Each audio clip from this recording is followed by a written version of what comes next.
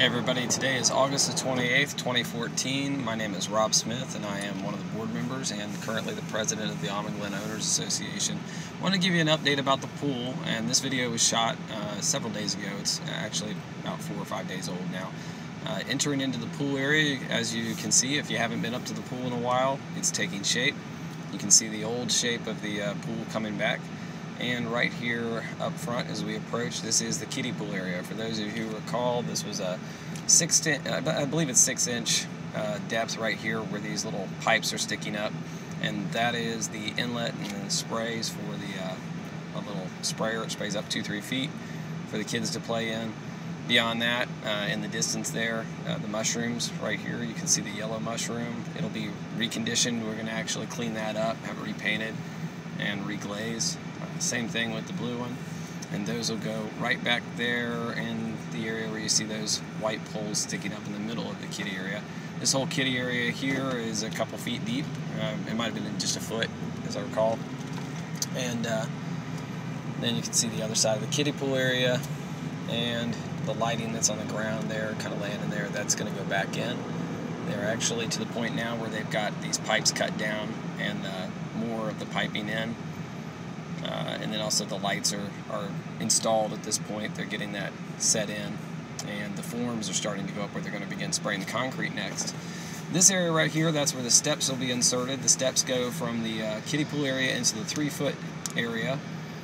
It's a continuous flow. We had questions about whether or not the pool was going to be the same shape and design, and the answer is yes. Why would we not break the kiddie pool off from the main pool? Because we don't have another pump.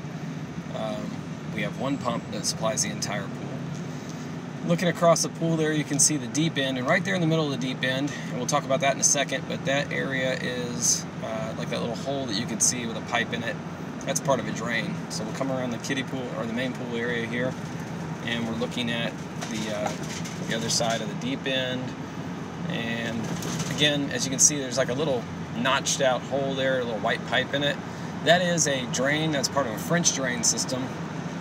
Former board member John Rodman had a question about the density of that rock that they built, that they filled the pool back in. He wanted to know how it would do as far as water, and the answer is it doesn't really absorb water very well. It doesn't sift through water. So his question was, what if the water gets underneath the pool again? What if it gets around the decking and builds up under there? Could it cause a problem with sinking? Could it cause a problem with the pool breaking down? And the answer was maybe. So what they decided to do amongst them was to put a French drain in, and Lennar came back and agreed to do that. So that's what you've got now. You've got kind of a gravelly base there that was dug across, and then that allows the water to have some place to transition and then flow out that drain and then out the back, over the hill, down right there. So coming back around, the lifeguard stand used to sit right over in that area. We'll probably move the lifeguard stand to a new position that can better see more of the shallow kiddie area, that kind of thing. And then look across the deep end. Most of our kids play in the shallow end, so that's probably where we want the lifeguard position. That was a suggestion that came from some of the people at one of the meetings talking about just their experiences as lifeguards. We heard that. We went to the pool company, and they agreed. Basically, what's going to happen next, that all that rebar in there, that metal grid work, that is rebar, that is the metal that actually the concrete gets formed around. That gives all the strength to the concrete over that large area. So the next you'll see, they'll be finishing up the area, finishing up the work, and then from there they'll come in and they'll start actually spraying concrete. It's kind of a neat process. Hopefully I'll be around when they're doing that and have a chance to get up there and video some of that. Thanks for taking the time to listen. If you have any questions, as always, direct them to almondglenhoa@gmail.com.